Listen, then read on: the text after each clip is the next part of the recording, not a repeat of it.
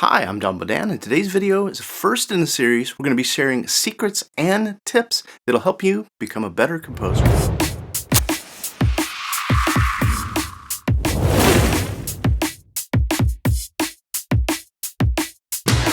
In today's video, I'm going to share a hybrid orchestral cue that I mocked up in about an hour, and we'll listen to what it sounds like with 3 different sets of sample libraries. Today I'm going to have 3 specific topics we're going to cover. 1, I'm going to talk a little bit about piano sketches. 2, we're going to talk a little bit about ensembles and listen to a variety of different sample library ensembles used in this mock-up I'm creating. And then for the 3rd tip, we'll save that to the end. I think you're going to really enjoy that one. Before we get started, I just want to say a big thank you to Spitfire Audio for sponsoring this video. Spitfire's just released the Contemporary Drama Toolkit. The new library is built off the success of Spitfire's British Drama Toolkit, which is actually one of my personal favorites from the developer.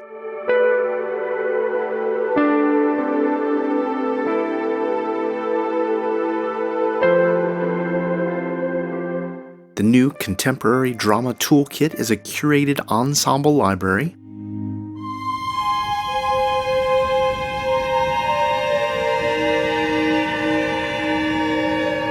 Focused on bringing dramatic score to life quickly. Now, I'll include a link over to Spitfire's Contemporary Drama Toolkit first thing below if you want to learn more about the library or take advantage of the special introductory price for this instrument.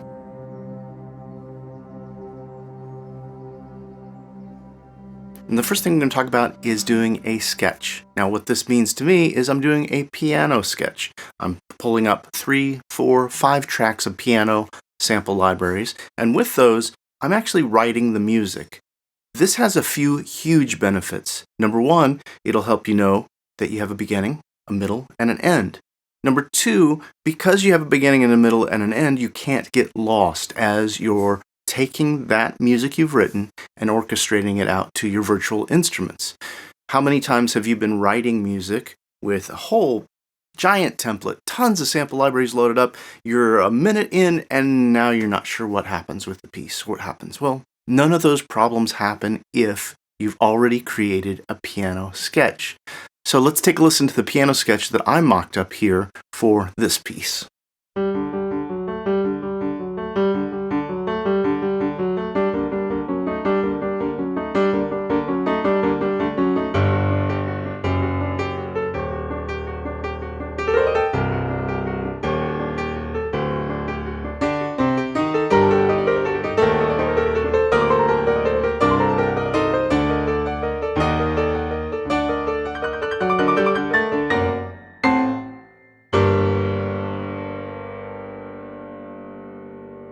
Yeah, it sounds okay, but it gets the point across. I know what the music's doing, I know where the melody is, I know what chords are happening, I know where the rhythms are, I know what the feel of the piece is.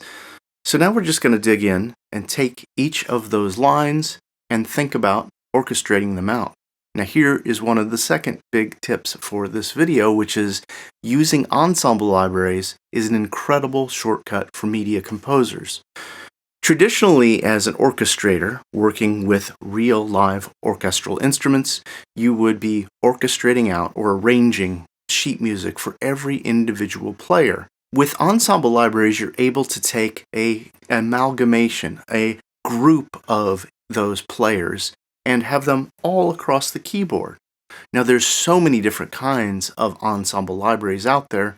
I've chosen 3, 4, maybe 5 that I'm going to be working with today, just so we could get an idea of how they differ when you're taking the same musical idea and quickly arranging my piano sketch onto those libraries. Now, the first library I work with in this mock-up here is Project Sam Symphobia. This is one of the first libraries I ever purchased for orchestral scoring. I still think it sounds great, and it works really well for a lot of uses. So let's listen to see how that sounds.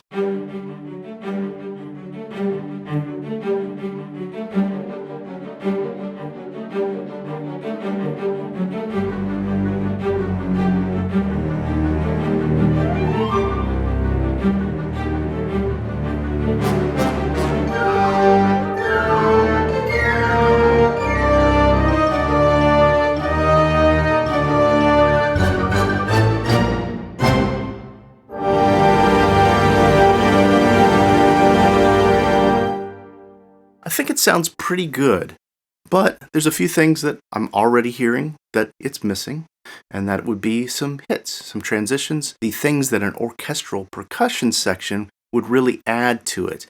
So I went ahead and added some hits, some little cymbal crescendos, things that help transition from one section of the music to the other.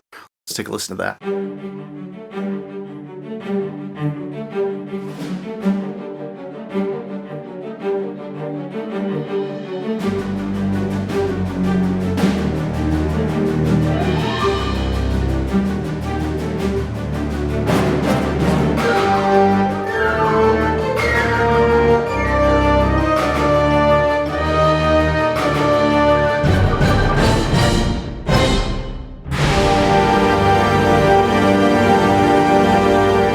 Now, because I focus on hybrid, electric, acoustic, orchestral music, I'm of course going to add something to beef it up, to give it more of a modern sound.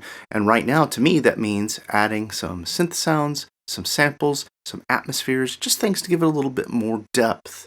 As I start to add synths and different electronic elements, one thing that I have to keep in mind that has helped me to make my music more clear, more concise, is to make sure all of my electronics or synths have focus.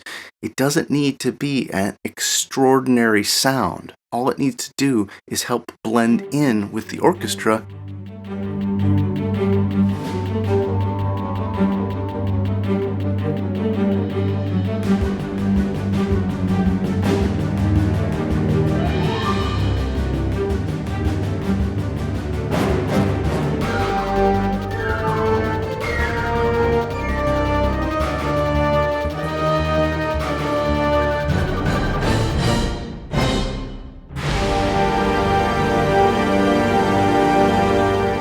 I've added a hi-hat sound from a very vintage sample to go along with my string ostinatos. That really is a great way to add a hybrid sound pretty quickly.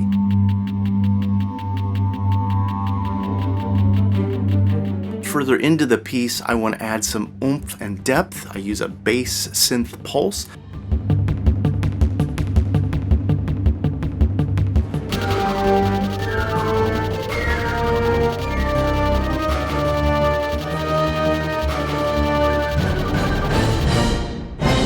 A very simple sounding synth sound on its own, but once it's layered, it really gives it a little oomph and emphasis in the low end. And as the piece ends, there's this synth sound that I think just sounds horrible on its own. But it blends really nicely and gives a whole new dimension to the last hit of the piece.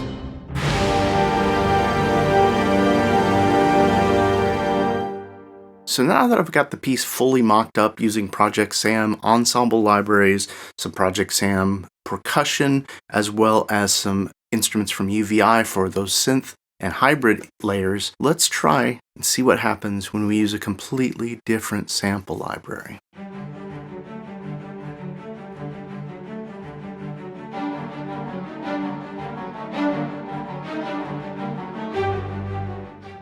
A lot of times I'm composing and mocking up music with new sample libraries I get just so that I have an idea of what their strengths are, what their weaknesses are, how I might be able to utilize them more in the future. One of the more recent sample libraries I've gotten is Abbey Road 1 Orchestral Foundations from Spitfire Audio.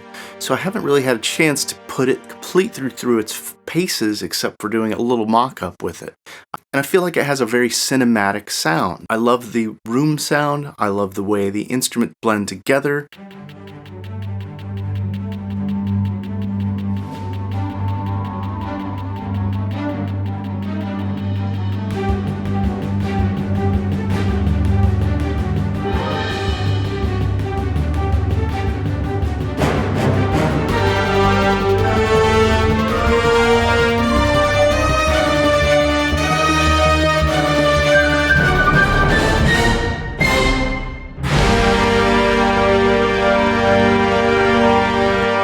So it's nice to use the sample libraries in this way and get a little better feel about how it might perform for me in the future. Now, as many composers know, one single ensemble sample library does not complete or fulfill all of your needs all the time. That's why in this case of the third version, taking this sketch and orchestrating it out with ensemble libraries, I've chosen to go ahead and use a mixture, a mixed bag, some of the favorite sample libraries that I like for each section. For strings, I'm using some of the Orchestral Tools Metropolis ARC1 libraries. I really love the bite, the growl. Sometimes find I get a little bit better sound if I go ahead and EQ out a little bit of that oomph, like around 450, 500. But overall, I love the sound of those low strings from that library. I'm also a big fan of the horns, the brass on that library, and for this mock-up, I went ahead and used those high strings from Metropolis ARC1 as well.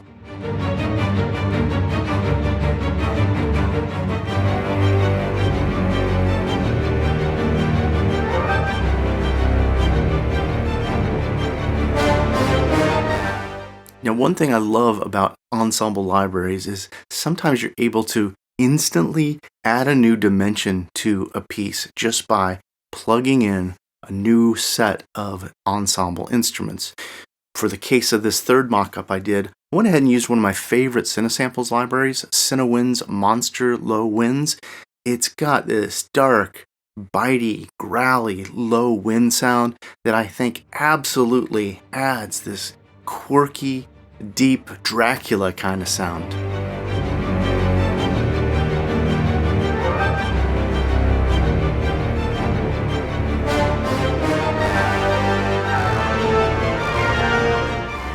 Now, because I'm a huge fan of that sound, I tend to try to stick it in wherever I can. There's probably not a better example of a full-blown set of ensemble libraries than Vienna Symphonic Library's Big Bang Orchestra. So being able to bring in the Big Bang Orchestra, this 2T orchestra with shorts and sustains, and be able to just play across the entire keyboard, triggering all of the orchestral instruments for that grand finale, it has such impact.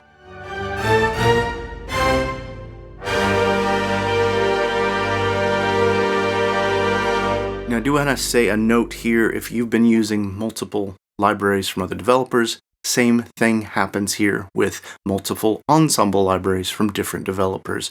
You're going to have to adjust your levels a little bit because not every developer uses a standard for how loud the flutes need to be versus how loud the strings and the brass and whatnot. When you're using a mixed set of ensemble libraries, this is when you're going to really need to depend on your ear training, all those years you've been spending listening to orchestral music and scores to know when the piccolo and that flute are going to stand out, when the brass can stand out, how the strings blend among all those other instruments in the orchestra as well.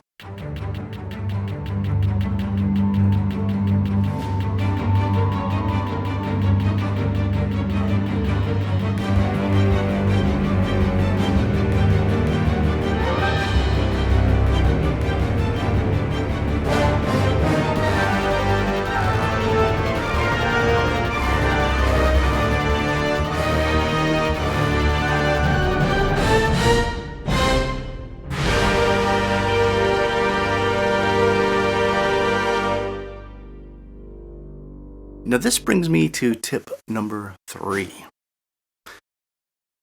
It's okay to do revisions. It's okay to let the ensembles take you in directions you might not think of. The important thing about the sketch is that it tells you where you're going, how you're going to finish the piece, what the main melody is, what the main harmony is, what the hook is, how the piece is going to come together musically.